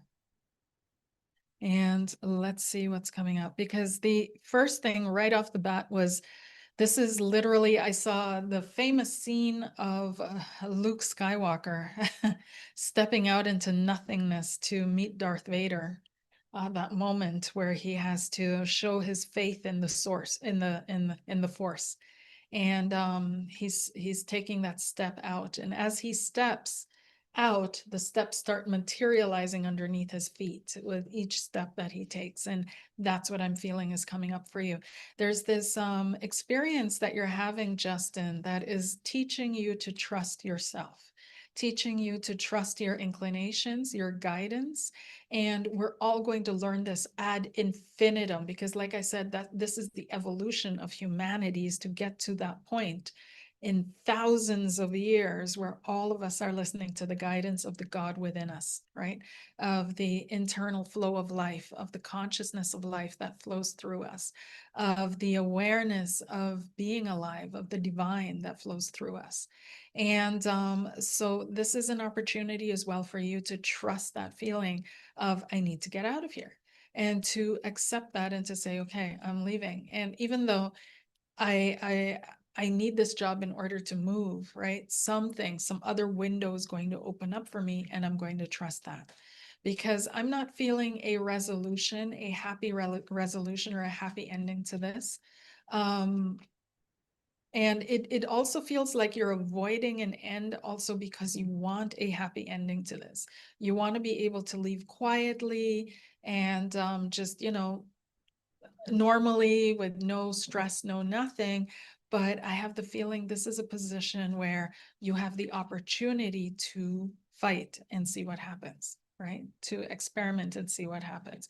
And not to genuinely fight for that position, but to make their lives just as uncomfortable as they're making yours, right? So getting savvy on your rights, getting savvy on how to deal with HR, right? Because HR is not there for you. If you have an HR that you can go to, I don't know where you work, but how to formulate things correctly, how to step up and how to say, yes, my life is valuable. My experience of life is valuable. What I experience in life and how I see it is valuable. And whoever contributes to my experience and my time is valuable, because my time here is limited and my time is valuable. I don't have time for this. So let's see what's coming up here. Justin. Yeah, it's gonna take a while for you to move on to the next though. This is just, it is what it is. Um, this is why you have to learn to fight. There is a female that is on your side or has been through what you've been through, okay? There is a female that knows exactly what you're going through or has been through what you've been through. There's this connection. I don't know. I feel like you know her, but she's definitely there. Start looking. This is looking out at your options, looking out for what can, where you can go next. The ending is inevitable, right? This is going to happen, but make sure it happens on your terms. What it's also showing is you looking towards this ending and recoiling in fear, continue to carrying the burden, right? Even though these are other people's stuff as well, rather than dropping all this and saying, just moving out into the world. Then you have the Nine of Swords and your feeling side. This is your feeling, your emotional side. So your emotional side is hurt and communication. Okay, all the way at the bottom of it is you're actually you're not thin-skinned, you're not too sensitive, you're not any of that. You're a communicator. You need people, if you understand the why, and if you understand the how, and if you understand what's expected via communication, it's not that hard. And that's what you're missing, is somebody that you can communicate with. But there's a female, okay? There is a female at your place of work who would be behind the scenes on your side, okay? It's not all enemies. Okay. So I hope that helps. I hope that helps. But this is about yeah, you standing up and taking care of you. And I know you already do that. So it's easy to say, and especially on a live, right? But if you were sitting here in person across from me, um, we'd be talking all about your solutions, right? If we were on a deeper, we'd be going through each one of your solutions and looking also astrologically, what can be done, when's your next opportunity, when's your window of opportunity, and what are these people around you really thinking about you? Because I'm not getting the feeling that you are friendless there. You might feel that way because you're being isolated, you're being targeted. I do pick up on that, but I don't feel that you're friendless at all. Okay. So there's someone there, and there's a woman who's on your side. There's a woman who's on your side. What can you do, Justin?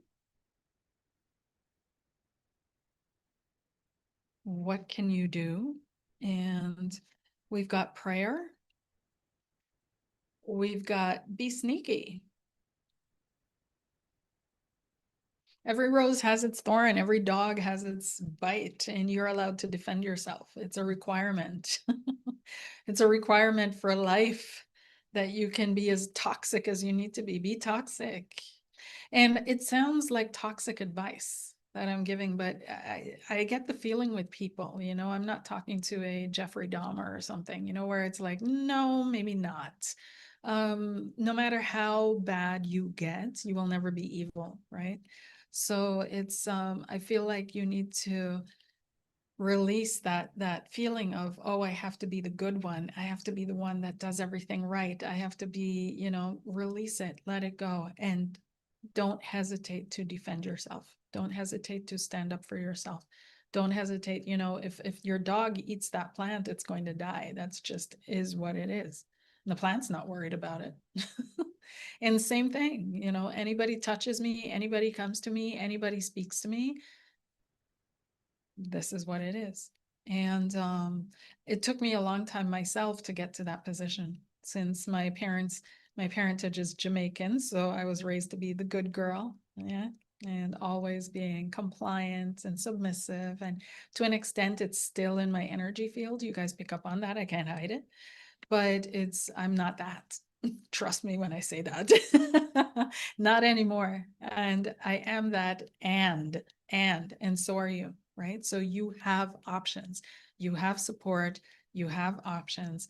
You just need to be made aware of it. And you will be made aware of it once you start looking for it, once you open your eyes for it, once you desire to see it, and you pray for it.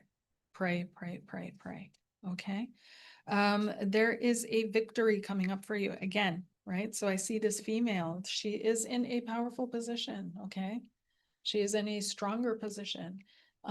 Here we have the Six of Wands. And that's the thing too about working corporate and all these jobs where you're working in big teams, you need allies. You need allies. She is an ally. Two of Swords. Effectively, this is like a shield or a block, okay? So there is support there for you. All right, I hope that helps. Let me know if you have any further questions and I will try to answer it. Let's see here. Okay. Oh, and about the moving, all of a sudden the moving. I think you might have thought that question. What about the moving? I just heard, what about the moving? Second here. Not quite yet. Not quite yet. There's also, I want to talk about your mother, Justin, not here, not on this live, but there's an issue surrounding your mother that is might be something that you're concerned about, think about. You may be thinking about her often or wondering about her. Yeah. Then there's the move, but the move, it feels like that has to be your next priority. Okay. It's almost like this is your level boss. You have to beat it and then you get into the next level. Okay. So I'm not saying the move is not going to happen at all. It is going to happen. But I'd have to check your chart to see your next window of opportunity. Check your planetary cycles, your dashas, and see what your next window of opportunity is for the move. Like, definitely it can happen, but it seems like spirit, that's what I'm picking up or feeling, wants you right now to first learn to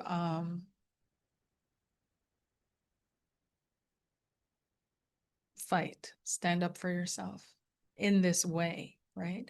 So whatever choice you make, whether you go in and you really fight or you start looking for your options, however you stand up for yourself. But you have a support there. There is a female that is supportive of you there.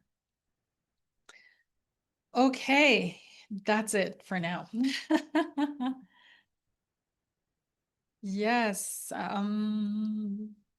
Don't forget to like this live, you guys, and let me know. Then there's the terraforming. Yes, that keeps popping up, so people are curious. Okay,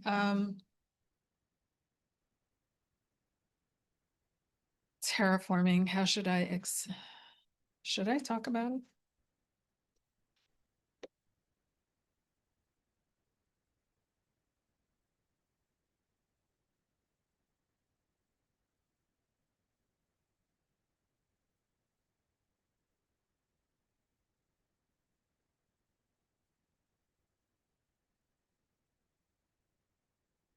Okay.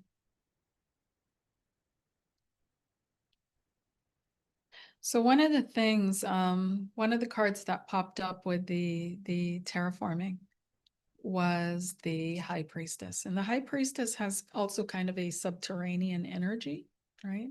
So this would be, you see the pomegranates, so Persephone, who goes down into the realm of Hades. And so many cultures throughout history and humanity have been stating that, yes, there are cultures that live within our planet, within our earth, right? Um, and that they were here before us.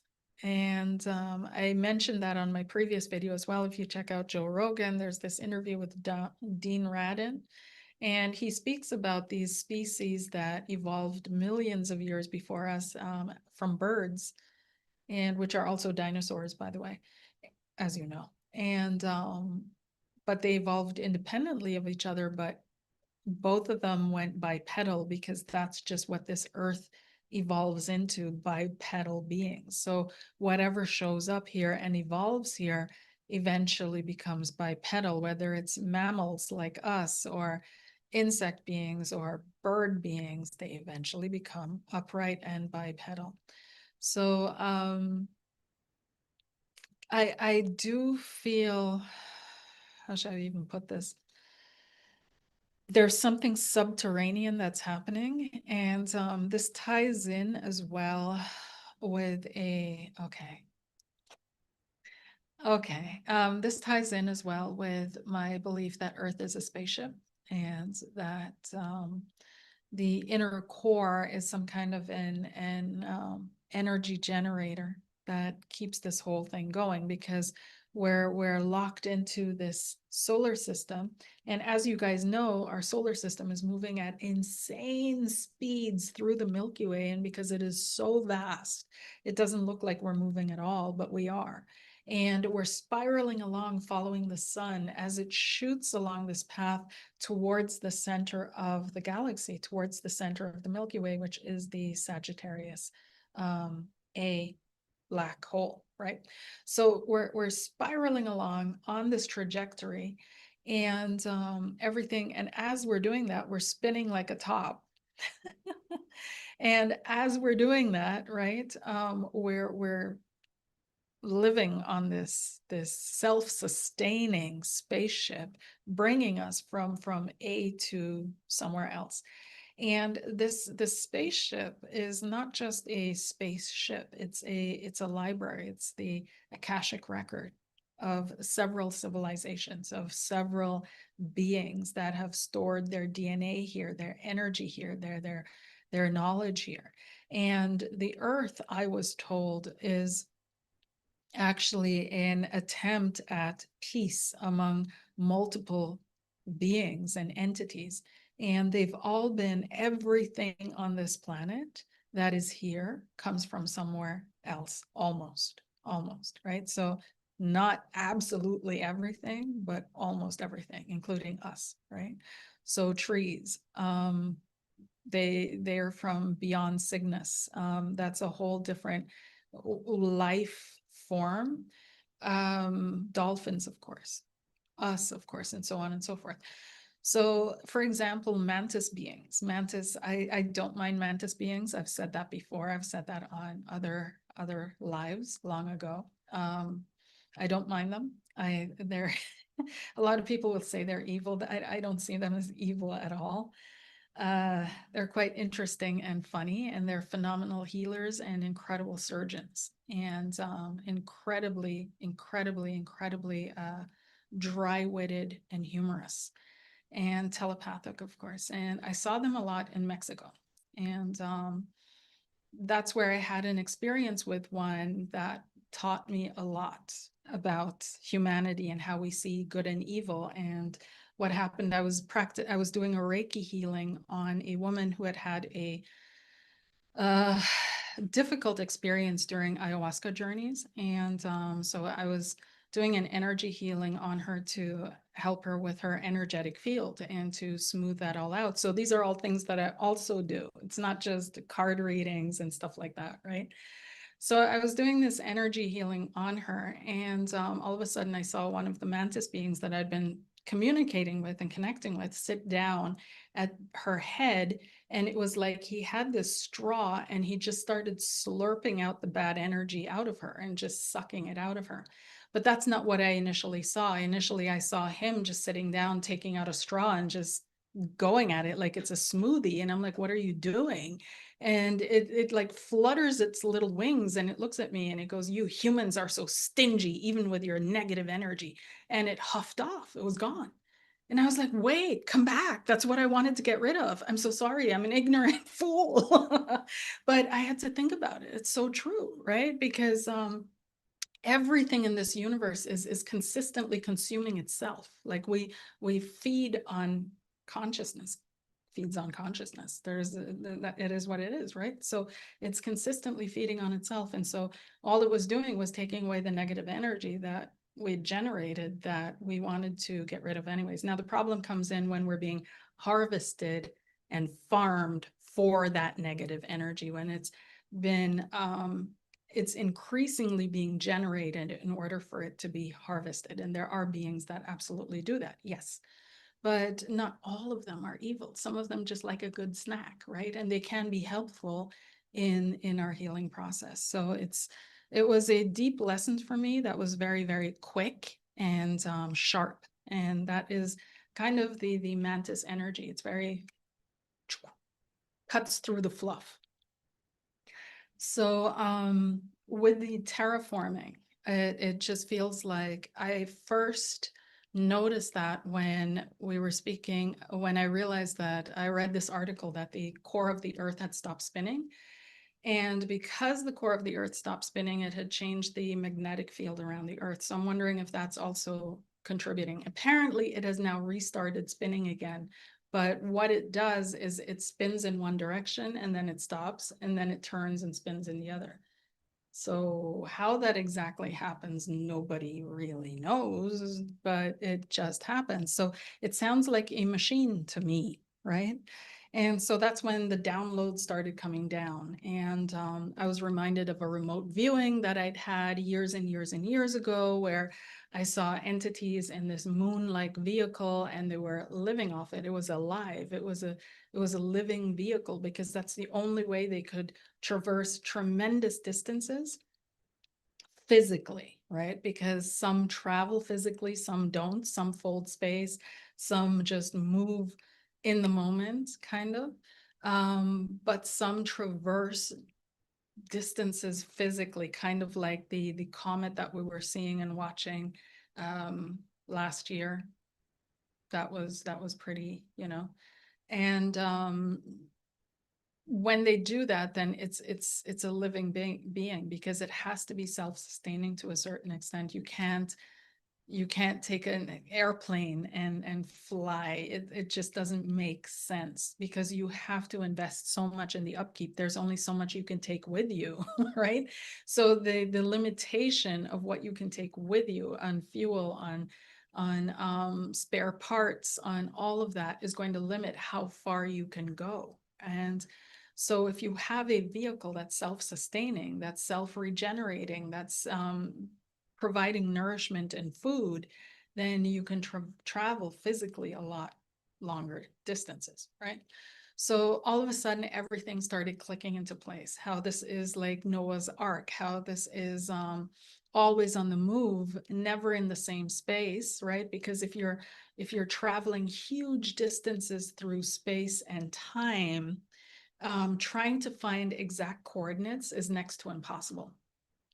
And so if you're on a collision course, right, to for example, get that treasure box or Earth, it's very, very difficult to know where it's going to be at a specific place and time consistently. It's and from wherever in the galaxy you are to get there. So that was shown to me as well. That's one of the reasons we're constantly moving. Okay, I know I'm losing you guys, but in any case, it's there is another force or another energy that is I guess some of them would call them the Watchers. I'm not quite sure they are the Watchers. I'm not quite sure they are the Anunnaki. I'm not quite sure they're any of these. I feel like they're not harvesters. Maybe we could call them gardeners. I don't know. In the book of Urantia, they also mention the midwayers. And the midwayers, I've seen them. There are these transparent beings that live within the matrix, within the code of the matrix itself. And they make everything happen, so to speak. Don't know how to explain it, goes beyond my English, but they do exist. And the remote viewers, they have remote viewed, like Ingo Swann and them, they have remote viewed the midwayers. So there is that as well. But there are other entities, as we know, that are here on this planet that have been here a lot longer than we have, and that have a different trajectory, that have a different assignment than we do, and that are also a part of creating this whole backdrop that we're sitting in, maintaining the vessel, maintaining the vehicle. And yeah, so that all came through. And I know I'm stuttering because it's really hard for me to speak about this outside of a trusted small circle, but I'm trying to open up. I'm trying to speak more on it. And but there's not much we can do. And I think we've fallen into this, if we don't have full and total control, then we're hopeless. And I think we need to really focus on faith and trust. Trust that we are cared for. Trust that there's an energy and a force that calculates us in, that knows we exist, that just like it's protecting the trees and the planet, the plants and the animals, that it's also in a sense protecting us. Trust that our life has a reason and meaning, and not just for what we can work for, right? So just via our existence. And I think that's very, very, very important to focus on, because over the next couple of years, we're going to realize that we have a lot less control than we like to tell ourselves we do. Okay, so let me see here. Any other questions? Just post it in the chat. Let me know. Oh, you guys might have noticed my name change. Yes. So let me, before I sign off on this live, yes, I'm doing it once again, you guys. Oh, Renita has a question. Okay. Let me get to that in just 1 second. Let me finish with the name change here. But yeah, so I have this name that was given to me by my parents. And I don't know. It has never felt, for various reasons, it has never felt fully comfortable. And finally, then for a couple of years ago, I felt I needed some kind of protection from my grandmother, and I took on my grandmother's name because I wanted that frequency, I wanted that vibration again, I wanted to feel her protection around me. So then I came back here and I had to reopen everything, and I just threw it under my name because that was initially just the easiest thing. But when I first started on this, I never put in too much how should I put it? Like it wasn't supposed to be the name that I have now. It wasn't the right, there was supposed to be something else, but I couldn't find it. Now I finally found it. I found a way to find the right frequency and the right vibration for me and my chart and my life and my mission and what I'm here to do. And it fits so perfectly. And when I got it, which is Suri, it fit perfectly with my actual last name, because that's one of the things too, is I want to get back to having my last name. In the beginning, when I first started this and I started online, and nobody trusted back in 2012, we didn't trust the internet. Everybody was using different names, right? So a different last name, like Love, like Joy, like, stuff like that. And but I didn't actually intend to use it for as long as I did. And now I'm ready to use my last name, but my full name is, it's an old version of me. It just doesn't align anymore. It doesn't feel like me. And this does. So this is the name that I'll be rolling with. And once I decided on it, a friend of mine sent me this thing on Maya Angelou, and I had no idea that Maya Angelou's name was also a different name from her birth name, just like Tina Turner's, just like so many people, right? Fred Astaire, like all these people.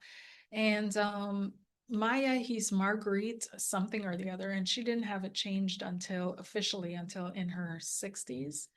And she was actually a dancer before she became an artist. And her manager at the time told her she needed an artist name. And so she chose her nickname from her brother, who had given her the nickname Maya. And Angelou came from her Greek husband's last name, because she was married to this Greek guy named Angelos. And instead of taking the Angelos, she took Angelou, and that became Maya Angelou. And she had that her entire life. And then she finally legally changed it in her 60s. So I was like, it's okay to shift as you evolve, as you grow, as you get initiated into new things, into different things, into different aspects of yourself come alive, where you finally find that core thread of you, like, finally, I finally got it. And then it's time to get that frequency out into the world. So Suri Savariu is going to help me do that. Savariu is my father's last name. I have another last name, which is hyphenated, actually my legal last name. That's my stepfather's. That was added on, but Savariu is my dad's. Okay, so that's that. So you'll be seeing the change happening slowly, step by step, over various platforms, one at a time, because everybody gets the information when you get it, right? In different intervals. So I posted it, for example, 2 weeks ago, I think, or a week ago, on Patreon. And so some of you are hearing about it for the first time now, so I'm going to do it step by step so I don't lose any of you. And but yes, from here on in, this is my name. All right, so let's dive in. The next question is from Renita, which is, there is an event in July that I'm expected to attend. Some would see it as a bucket list event, but I would be working it hard on behalf of a family member that I always show up for, but often feel that energy is not reciprocated.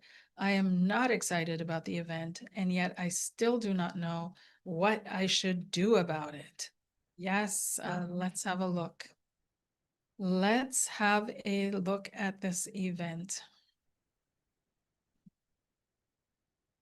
Hmm.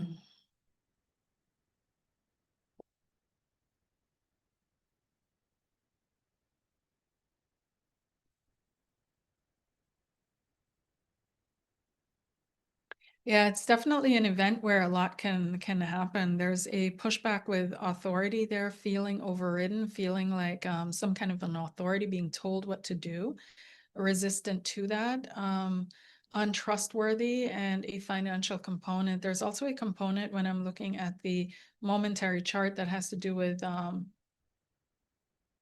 food. So being mindful what you eat there and what you ingest. But let me dive in with the cards here. There is an event in July. Some would see it as a bucket list event.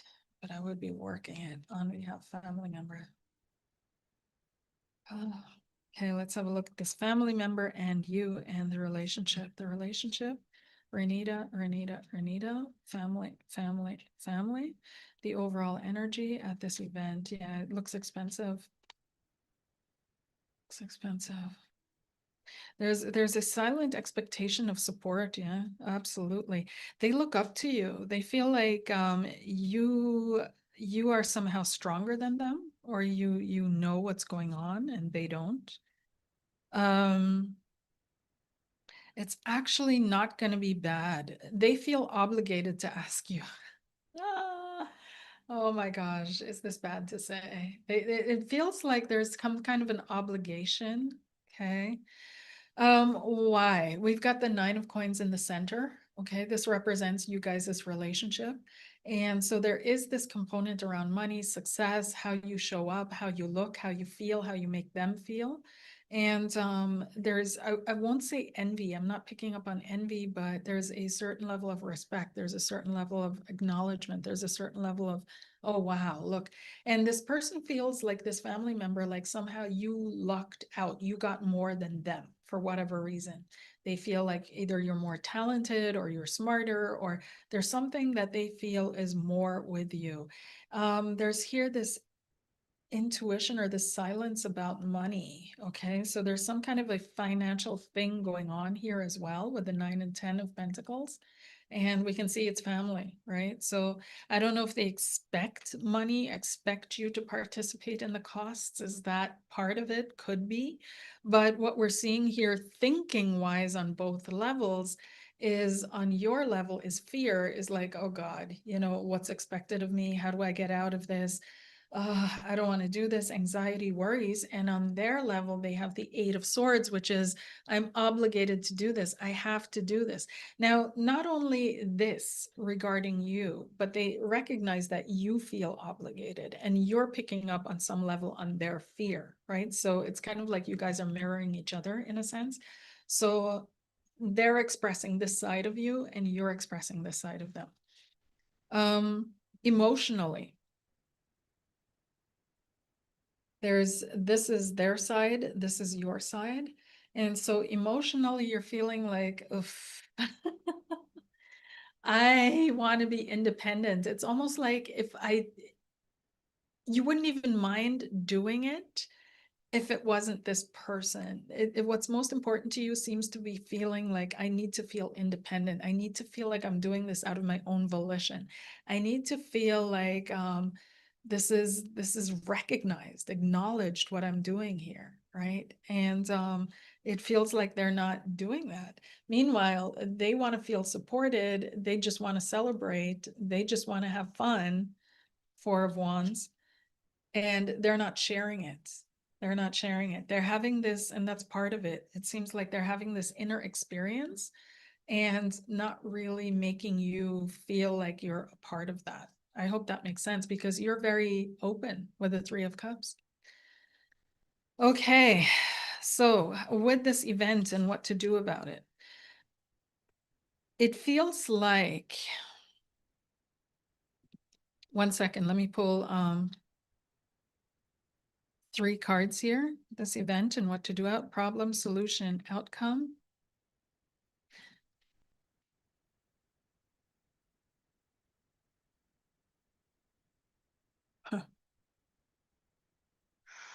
Yeah, you have to be mindful how you say things or articulate things because it will be laid out as if you're the hard one to deal with. Okay, Queen of Swords.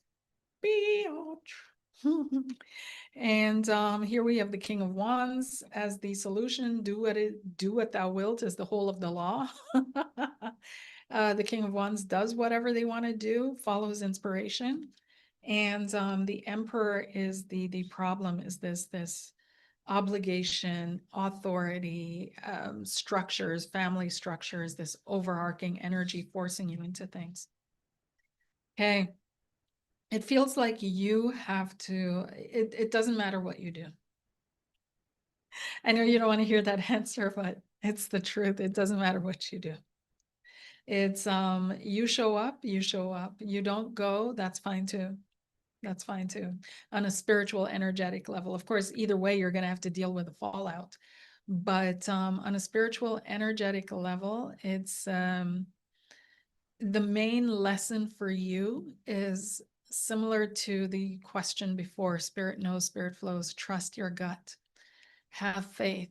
Trust your inner guidance, your inner self. Trust what spirit is giving you. Trust what you're being given to do, and stay true to yourself. Okay. That is, I know that's such a simplistic and easy, but you're in the situation. So you know it's not that simplistic and it's not that easy, right? You know it's not that easy. But it doesn't matter what you do, as long as you're doing it from a standpoint of staying true to what's real and valuable for you. Okay. So not doing it because I'm afraid to confront her, or I'm afraid to speak my truth, or I'm afraid to say no. Like, that's not the pathway. That's not going to work. Right.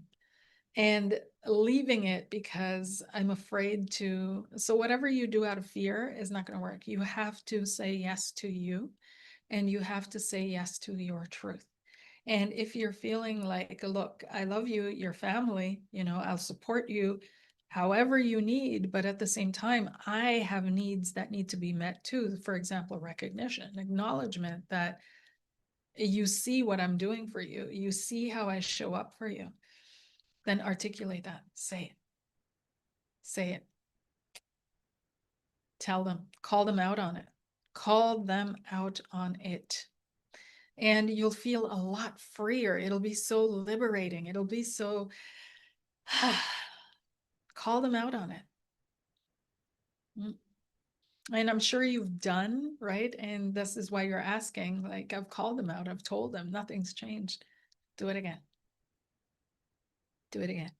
And it's even more powerful if you can couple that with a no, or only under these circumstances. But the most important from the spiritual aspect, the spiritual point of view, is that you learn to stand in with what God or your internal self, your higher self, your gut feeling, your intuition, and not your programming, not your fear, right? So energy on, energy off, that thing that I've spoken about a gazillion times, that you tune into that deep, deep flow within yourself and say, okay, what do I really, really want to do? Do I really want to be there? And I'm just afraid that if I go, she's not going to acknowledge me, or he. Or do I really not want to go? And I'm using this to say that, this is the reason why I don't want to go. Try to sort out, without the story of them, what it is that you truly want to do. And then have a look at how you can communicate that. Okay. So I hope that helps. And toi, fingers crossed. I am sure, though, I have a feeling you're going to go, and I have a feeling you're going to have a blast. It's going to feel so good. And you're going to have a really good time, and you're going to speak your truth. You're going to have the opportunity to really and sometimes people need to hear it, because otherwise this is what helps them shift and transform. This is the engagement with family and with friends and the karmic, and that needs to happen so that they can change. All righty, let's see here. Danny, a card for July. Absolutely. Absolutely. A card for July for Danny, please. A card for July for Danny. We've got the 10 of coins, Danny. 10 of coins has to do with family.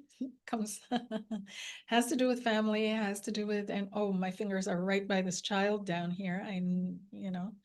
So it has to do with family, has to do with money, has to do with inheritance. Let me pull one more card for context. 10 of coins and July and Danny. Okay. There's something about really having thoughts about budgeting during July. I don't know where it is where you're living, but it feels like you are within yourself as you, right? You're quite content. 9 of coins, 9 of coins. But you might be surrounded by people that are not content, that are not happy, that are struggling, that are holding on to everything. And you may be feeling that may be seeping into your experience of yourself in your life. So in July, this may hit a high point, where you're surrounded by people that are concerned about money, that are concerned around financial issues. This may also be you, right? But this seems to be a topic that is on the table in your experience in the month of July. And for you, it's important to maintain your distance, your boundaries, your guard, and you're focusing on yourself. You may also be focused on your health in July. Health may be a topic that comes up for you, where either you're starting to work out, you're starting to eat better, you're starting to focus on your body and your nourishment, and bringing yourself back into a state of balance. Okay. That might be on the table as well for July.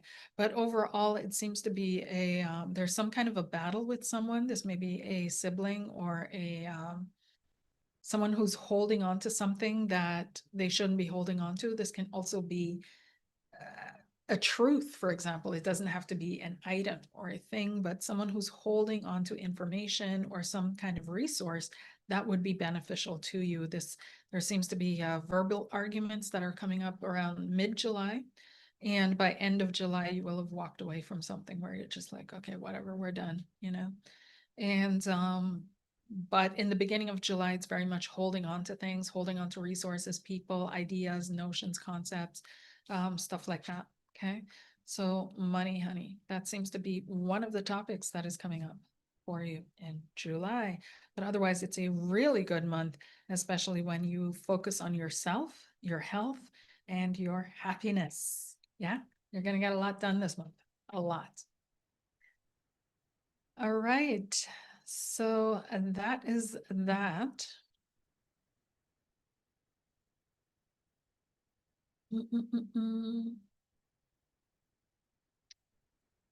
And if you guys have any other topics that you want me to look at, let me know. Let me know. Otherwise, oh, we're already 2 hours in. Thank you so much for listening and for being here with me on this live stream. And join me over on Patreon, join me on Substack. The links are in the description box below.